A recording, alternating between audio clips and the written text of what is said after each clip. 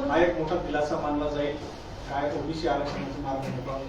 तर मला खूप आनंद आहे की आम्ही महाविकास आघाडीने यासाठी पूर्णपणे प्रयत्न केले.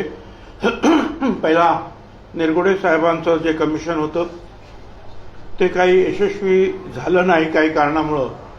त्याच्यामुळे मग बाठिया कमिशन नेमलं आणि त्याच्यामध्ये माजी प्रधान सचिव महेश झगडे, नरेश गीते, अमित पटेल, नंतर TCSचे टाटाचे काही कन्सल्टन्सीचे काही लोक असे सगळे होते त्याच्यामध्ये.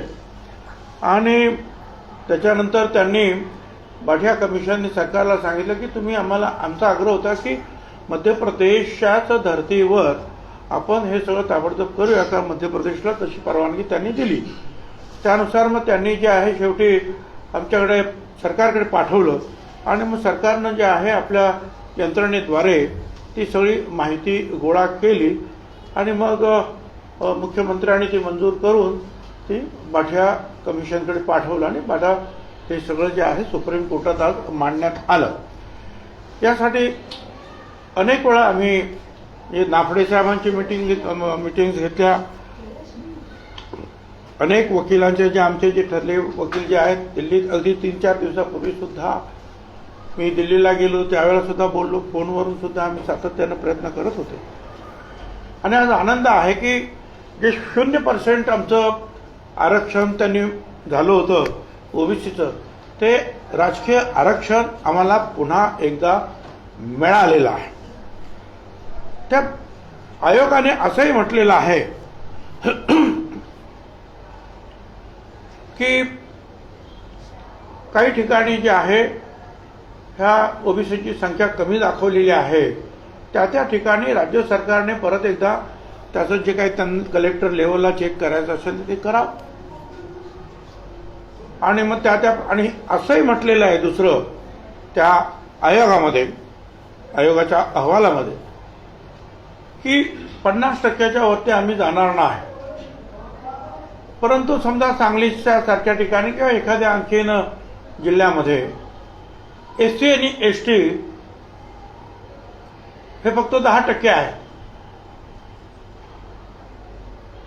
आणि 50% आम्हाला न्यायची परवानगी त्यांनी त्या आयोगाच्या रिपोर्टमध्ये आहे. म्हणजे ते जर 10% असेल तर ओबीसीला 40% सुद्धा आरक्षण दिलं पाहिजे. 50% वरती एकूण जाता कामा नये असं आयोगाच्या रिपोर्टमध्ये म्हटलेलं आहे. आपल्या लक्षात आलं? 50% वरती जाणार. आता जिथे SC ST जे आहेत लोकसंख्येच्या प्रमाणामध्ये आहेत, जादा आहेत, तिथे काही ठिकाणी आम्हाला 10%, काही ठिकाणी 15%, 20% मिळेल. पण काही ठिकाणी SC STचं प्रमाण फार कमी आहे, तिथे ओबीसीच्या लोकसंख्येच्या प्रमाणामध्ये आरक्षण द्यावं असं सुद्धा आयोगाच्या रिपोर्टमध्ये म्हटलेलं आहे. याचा अर्थ असा आहे की काही ठिकाणी जे आहे 27% पेक्षा जास्त आरक्षण जाऊ शकतं असं आमचं म्हणणं आहे. एक आहे की हा सगळ्या रिपोर्टच्या बाबतीमध्ये आम्ही सुद्धा काही ऑब्जेक्शन घेतली होती, कारण काही ठिकाणी फक्त ठाणे जिल्ह्यामध्ये 10% झालेले आहेत किंवा ठाणे शहरामध्ये वगैरे किंवा आणखी काही शहरामध्ये, हे आम्हाला बिलकुल मंजूर नव्हतं. याचं कारण जे आहे त्याने केवळ आडनावं घेऊन जे आहे ओबीसीची जी आहे संख्या म्हटलेली आहे. पण मागे सांगितल्याप्रमाणे गायकवाड नाव जसं मराठामध्ये आहे, ओबीसीमध्ये आहे, दलितांमध्ये सुद्धा, तर केवळ त्याच्यावर जाऊ नका असं आमचं म्हणणं होतं. परंतु शेवटी ही सुप्रीम कोर्टाची तारीख लागलेली होती आणि त्यामुळे आणखी उशीर करणं काही उचित झालं नसतं असं आम्हाला सांगण्यात आलं. त्याच्यामुळे आम्ही सुद्धा गप्प बसतो किंवा ठीक आहे, एकदाचं गेलेलं आरक्षण जे आहे हे परत मिळवा. त्याच्यानंतर आमची लढाई काही संपणार नाही आहे. आमची लढाई राहणार आहे की काही ठिकाणचे जे आहे हे आकडे आम्हाला मंजूर नाही, त्या ठिकाणी कलेक्टरच्या माध्यमातून राज्य सरकारनं त्याच्यावर पुनर्विचार करावा आणि ते आरक्षण आम्हाला सगळ्या ठिकाणी योग्य प्रकारे मिळालं पाहिजे. खरं तर आमची ही सुद्धा मागणी आहे भारत सरकारकडे की ह्या सगळ्या याच्या विषयांमध्ये न जाता जसं शेड्यूल कास्टला वगैरे जे आहेत संविधानामध्ये आरक्षण दिलेलं आहे कायमस्वरूपी, तुमचं आरक्षण एवढे टक्के आहे, तसं 27% आरक्षण हे सर्रास सगळ्या देशामध्ये लागू केलं पाहिजे आणि त्याच्यामध्ये भारत सरकारनं जे आहे हा निर्णय घेतला पाहिजे पार्लमेंटमध्ये आणि सगळीकडे जिथे जिथे आवश्यक आहे त्याप्रमाणे त्यांनी ती सोय केली पाहिजे. काही का होईना पण सध्या जे आहेत की निवडणुका परत सुप्रीम कोर्टाने सांगितलं की लवकरात लवकर घ्या, त्याच्यामुळे आता पाऊस खूप आहे त्या धर्तीवर ते काय करतात हे राज्य सरकार आणि निवडणूक आयोग जो आहे त्यांच्याकडे हा प्रश्न आता प्रलंबित राहील. आणि मला असं वाटतं की जी एक भीती आमच्या मनामध्ये निर्माण झाली होती की आमचं आरक्षणच संपूर्ण जात आहे की काय, ती भीती आता आमची संपलेली आहे. याच्यामध्ये मी मध्ये फडणवीसांना सुद्धा म्हटलं होतं एक 5-6 दिवसापूर्वी आणि रोज त्यांना मेसेज सुद्धा पाठवतो की कुठच्याही परिस्थितीमध्ये जसे तुषार मेहता मध्य प्रदेश सरकारकडून उभे राहिले होते, त्यांना ॲडव्होकेट मनविंदर सिंग म्हणून ते सुद्धा मध्य प्रदेश सरकारच्या वतीनं उभे राहिले होते, त्यांना सुद्धा आपल्या या केसमध्ये घ्या. त्याप्रमाणे आज तुषार मेहता असतील किंवा मनविंदर सिंग असतील आणि अगोदर आपण नेमलेले नाफडे साहेब या तिघांनी जे आहे या केसमध्ये लक्ष दिलं आणि फडणवीसांनी सुद्धा तुषार मेहतांना वगैरे विनंती करून या केसमध्ये उभं राहायला सांगितलं. त्यांचे सुद्धा आम्ही आभार मानतो. पण एकूण 99% काम जे आहे हे महाविकास आघाडीच्या काळात झालं. फक्त 1% ते कोर्टामध्ये फक्त न्यायचं होतं योग्य वकिलांच्या मार्फत. ते सुद्धा काम जे आहे फडणवीसांनी केलेलं आहे उपमुख्यमंत्री. आणि एकूण जे आहे आजचा दिवस जो आहे हा निश्चितपणे आम्हाला बराचसा आनंद देणारा असा आहे.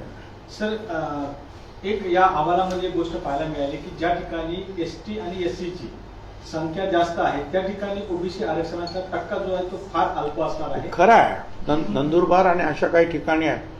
परंतु हा कायदाच पार्लमेंटने पास केला आणि त्याच्यामध्ये त्यांनी सांगितलं की यांना त्यांच्या संख्येच्या प्रमाणात द्या. त्यामुळे सगळ्या देशात आज नाविलाज झालेला आहे. तो फक्त काही महाराष्ट्राला हा कायदा लागू नाही झाला, तो सगळ्या देशाला लागू झालेला आहे. कारण जिथे एक 50%च्या वरती जायचं नाही, पण 40% जर या आदिवासी आणि शेड्यूल कास्ट यांची संख्या गेली तर 10%च मिळतं. पण अख्ख्या देशात ही परिस्थिती निर्माण झाली आणि म्हणून मी मगाशी म्हटलं की भारत सरकारने आणि विशेषतः प्रधानमंत्री मोदी साहेबांनी याच्यामध्ये लक्ष घातलं पाहिजे आणि सर्रास 27% आरक्षण हे संपूर्ण देशामध्ये लागू केलं पाहिजे. सर, तुम्ही कसं म्हणतात की 99% काम आम्ही केलं आहे, भाजपचे नेते म्हणतात की ठीक आहे, मला वर्ष वाया घातले. ठीक आहे, पुढे हिंदीमध्ये सगळं तुम्हाला माहिती आहे. तर त्याच्यामध्ये मी काय बोलणार, तुम्हाला सगळ्यांना कल्पना आहे की आयोग कोणी निर्माण केला, कशा आमच्या मिटिंगा झाल्या, किती वेळा, आणि आम्ही रोजच्या रोज त्याच्या पाठीमागे विशेषतः महेश झगडे वगैरे जे आहेत त्यांचं याच्यामध्ये मोठं योगदान आहे की त्यांनी जे अनेक ठिकाणी जे आहे भांडून काही गोष्टी काही लोकांनी त्याच्यामध्ये अडचणी निर्माण करायचा प्रयत्न केला त्या आयोगामध्ये सुद्धा.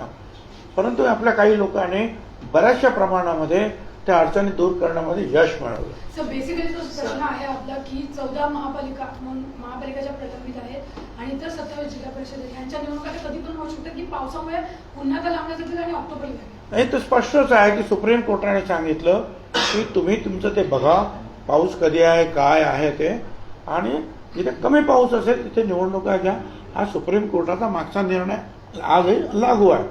आता ते राज्य सरकार आणि निवडणूक आयोगाने ठरवावं.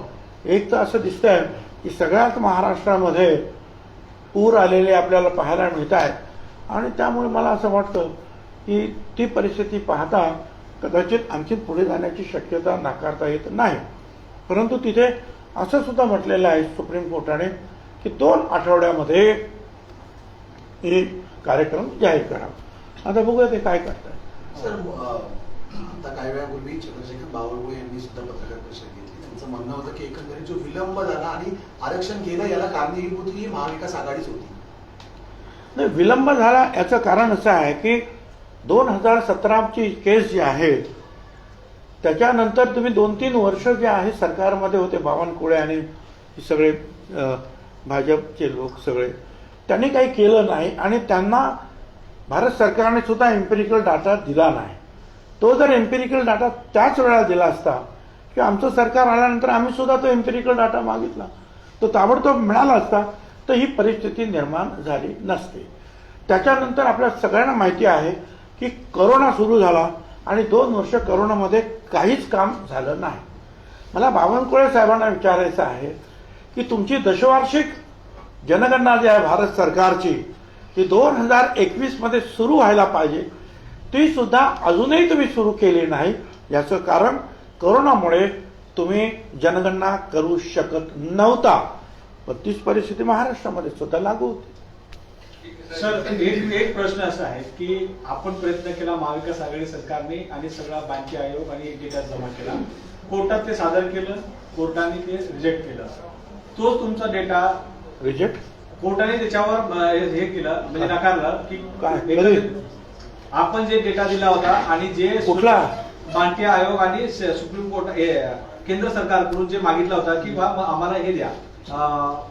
तुम्ही चुकीचा प्रश्न आहे. हा, प्रश्न चुकीचा आहे.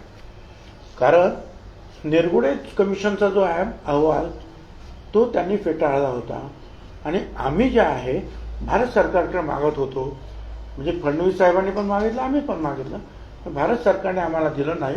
सुप्रीम कोर्टामध्ये भारत सरकारने स्टेटमेंट केलं की आमच्याकडे डाटा आहे पण तो ओबीसीचा नाही. त्याच्यामुळे पुढचे प्रश्न निर्माण झाले. नंतर बाठिया आयोग जो आहे निर्माण आम्ही केला, त्यांना पाहिजे ती माहिती पुरवण्यात आली.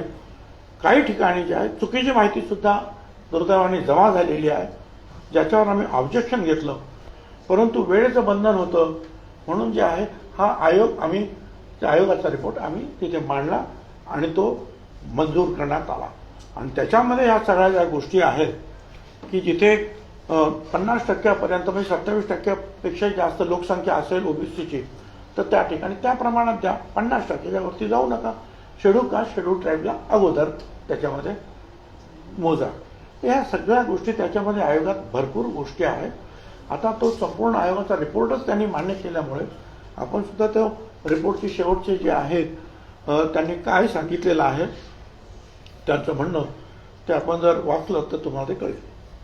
सर, देवेंद्र फडणवीस यांनी ट्विट करत आता एकंदरीत श्रेय घेतलेलं आहे या ओबीसी आरक्षणाचं. त्यांचं म्हणणं आहे की ओबीसी राजकीय आरक्षणाचा आमच्या महायुती सरकारने दिलेला शब्द पाळलेला आहे.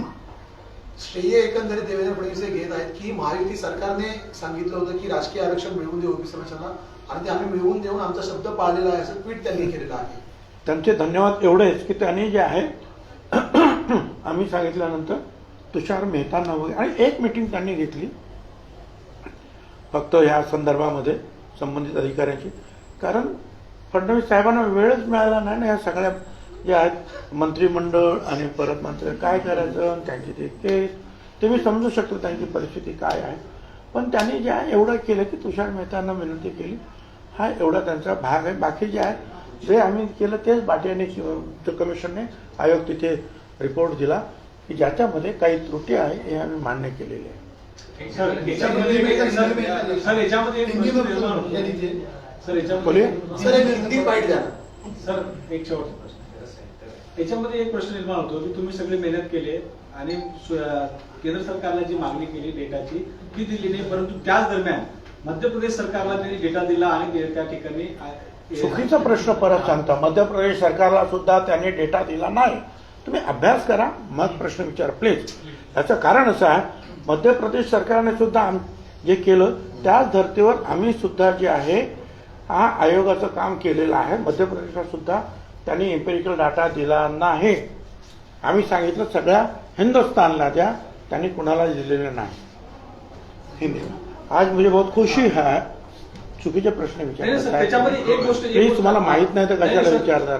प्रश्न ऐकत आहे त्याच्यामध्ये तुम्हाला माहितच नाही. तुम्ही म्हणता मध्य प्रदेशला एम्पिरिकल डाटा जो दिलाच नाही त्यांनी कशाला त्या याच्यामध्ये एक गोष्ट त्यांनी ऍड केली आहे की जे संसद भवनमध्ये त्यांनी जे सांगितलं आहे की आमच्याकडे इम्पेरिकल डाटा ओबीसीचा आहे, संसद भवनमध्ये त्याचा उल्लेख त्या ठिकाणी केला, हे म्हटलं सर तुम्हाला? हो, ते आम्ही म्हटलं त्यांना की संसद भवनमध्ये जे आहे खासदारांच्या स्टँडिंग कमिटी समोर त्यांनी म्हटलं की ओबीसीचा डाटा आमच्याकडे आहे, तो 99% बरोबर आहे. परंतु हे जेव्हा आम्ही त्यांना मागितलं त्यांनी आम्हाला दिला नाही. मग आम्ही सुप्रीम कोर्टात खानविलकर साहेबांकडे गेलो. त्यांना सांगितलं की त्यांना सांगा की हा डाटा आम्हाला द्या आणि हिंदुस्थानला द्या. आणि शेवटी मग 2 दिवसाच्या नंतर पुन्हा एकदा भारत सरकारचे वकील उभे राहिले की म्हणाले हो ते आमच्याकडे तो डाटा आहे पण तो ओबीसीचा नाही. आणि मग जज साहेब म्हणाले आता आम्ही काय करणार, ते म्हणतात तो ओबीसीचा डाटाच नाही. आणि मग पुढे जे आहे आम्हाला आयोगातर्फे मग आणि आमच्या नंतर 2 दिवसांनी मध्य प्रदेश सरकारची केस आली आणि त्यांना सुद्धा खानविलकर साहेबांनी सांगितलं की जो महाराष्ट्राला आम्ही जो निकाल दिला तोच निकाल तुम्हाला सुद्धा लागू आहे. आणि मग परत जे आहे ते सगळं नीट करून परत मध्य प्रदेश सरकारने परत ते मांडलं आणि त्यांना परमिशन दिली, परवानगी दिली. तशीच परवानगी मग आम्ही सुद्धा आता घेतली. सर हिंदी में मुझे बड़ी खुशी है कि महाराष्ट्र में ओबीसी का आरक्षण ये अटका हुआ था और हमको कहा गया था सुप्रीम कोर्ट से कि आप ट्रिपल टेस्ट पूरा कीजिए. उसमें एक तो टेस्ट ये था कि पहले जो शेड्यूल ट्राइब जो है कास्ट और ट्राइब उनकी संख्या के मुताबिक दीजिए, फिर ओबीसी को दीजिए. टोटल जो है 50% के ऊपर नहीं जाना चाहिए. तो हमने वो कानून कर दिए, ये भी ठीक है, हम 50% के ऊपर नहीं जाएंगे. हम जो शेड्यूल कास्ट शेड्यूल ट्राइब जो है आदिवासी, इनकी जो लोक संख्या जितनी होगी उतना आरक्षण उनको देंगे. जो बचेगा वो ओबीसी को मिलेगा. उसके बाद जो है ओबीसी का आरक्षण के लिए उन्होंने कहा था कि एम्पिरिकल डाटा जो है आपको जमा करना है. एम्पिरिकल डाटा 2011 में हमने मांग की थी संसद में कि 2011 से जो जनगणना हो रही है उसमें ओबीसी की जाति गणना करो, एम्पिरिकल डाटा दे दो. सारे लोग खड़े होकर उन्होंने वही मांग की सांसदों ने और भारत सरकार ने वो मान लिया. मगर भारत सरकार ने सेंसस कमीशन के अलावा शहरों का जो है वो जो अर्बन डेवलपमेंट डिपार्टमेंट है और ग्रामीण का जो है आरडीडी जो है रूरल, उनसे करवाया. अब वो 2016 में पूरा हो गया. 2017 में केस बनी.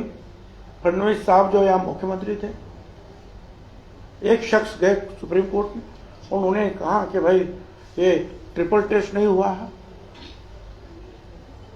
फडणवीस साहब ने कोशिश की. आगे चलकर उनके ध्यान में आया कि एम्पिरिकल डाटा जो है भारत सरकार के पास है. उन्होंने मांगा, उन्होंने दिया नहीं. हमारी सरकार है, हमने मांगा, हमको भी नहीं दिया गया. फिर ये कोरोना शुरू हो गया.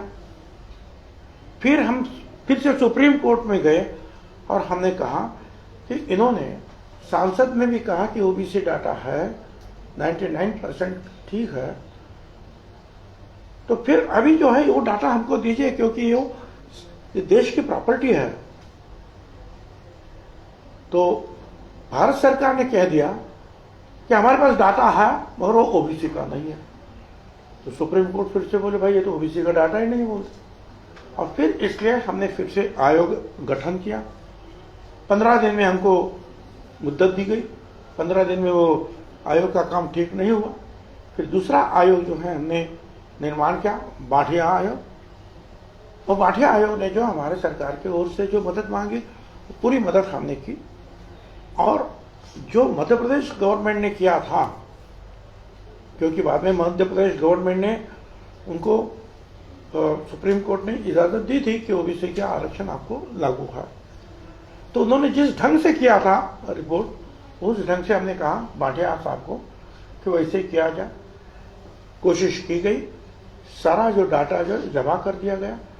हमने उस पर भी जो है कुछ ऑब्जेक्शन उठाया, क्योंकि कुछ जगह ओबीसी की संख्या बहुत ही कम दिखाई गई थी, क्योंकि वो सरनेम के ऊपर से जो उन्होंने ये सब बाइफर्केशन किया था। जैसे कि हमारे यहाँ गायकवाड़ एक सरनेम है, वो दलितों में भी है, ओबीसी में भी है और मराठा में भी है, मगर वो मराठा में समझो कि गिने गए। तो ऐसे कई सारे नाम हैं, पाटिल है, ये है, होलकर है। अब इसमें जो है कई जगह कम आया, मगर फिर हमको कहा गया कि अभी हम कुछ करने जाएंगे तो सुप्रीम कोर्ट की डेट नजदीक आ रही है, अभी इसको आगे जाने दो, बाद में देखेंगे। फिर आयोग ने जो रिपोर्ट जो है वो बनवाया और वो हमने जो है सुप्रीम कोर्ट के सामने रखने के लिए कहा। उतने में जो है सरकार बदली, फडणवीस साहब उप मुख्यमंत्री बन गए। हमने उनसे भी बातचीत की कि अभी ये जो डाटा है आप उधर पेश करो, ये अहवाल जो है सारा सुप्रीम कोर्ट में, और उसके लिए तुषार मेहता साहब जो है भारत सरकार के, उनको कहा जाए कि वो हमको मदद करें, जैसे उन्होंने मध्य प्रदेश को मदद की है। तो ऐसे आज सुप्रीम कोर्ट में भाटिया कमीशन का जो अहवाल था, रिपोर्ट सादर किया गया और आज सुप्रीम कोर्ट ने महाराष्ट्र सरकार को इजाजत दी है कि आप ओबीसी आरक्षण के साथ इलेक्शन ले सकते हैं। उसमें 2-3 बातें और हैं जो कमीशन ने कहा है कि कई जगह अगर बहुत गलत कम दिखाई देता हो तो राज्य सरकार के अधिकारी फिर से चेक करें और निर्णय राज्य सरकार ले।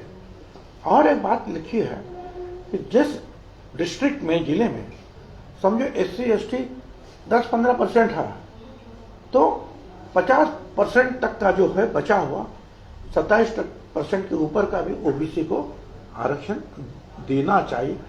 ये भी वो रिपोर्ट में लिखा है। अगर वो रिपोर्ट के मुताबिक जाता है तो कई जगह जो है 35% भी मिल सकते हैं, कई जगह जो है कम भी मिल सकता है। तो इस तरह जो है ये आज हमको एक खुशी है कि आरक्षण मंजूर हुआ है, मगर हम उससे पूरी तरह संतुष्ट नहीं है। हम भारत सरकार को फिर से एक बात विनती करते हैं कि जिस तरह शेड्यूल कास्ट को संविधानात्मक आरक्षण दिया गया है, वैसे पूरे देश भर में 27% आरक्षण जो है ओबीसी को दिया जाए। नहीं तो क्या होगा? अभी मध्य प्रदेश सरकार ने किया, उनको परमिशन मिला, हमको परमिशन मिला, दूसरे राज्यों को भी यही बात बीच में आने वाली है कि तुम एम्पिरिकल डाटा जमा करो, नहीं तो आरक्षण नहीं। तो ये दूसरे राज्यों को भी ये अब तकलीफ आने वाली है। इसलिए हम भारत सरकार से दरख्वास्त करते हैं, हालांकि हमको न्याय मिला है, थोड़ा कम मिला ऐसा लगता है, थोड़ी सी त्रुटियां कुछ है, मगर भारत सरकार पूरे देश के लिए 27% आरक्षण का निर्णय ले ले। ठीक है, धन्यवाद।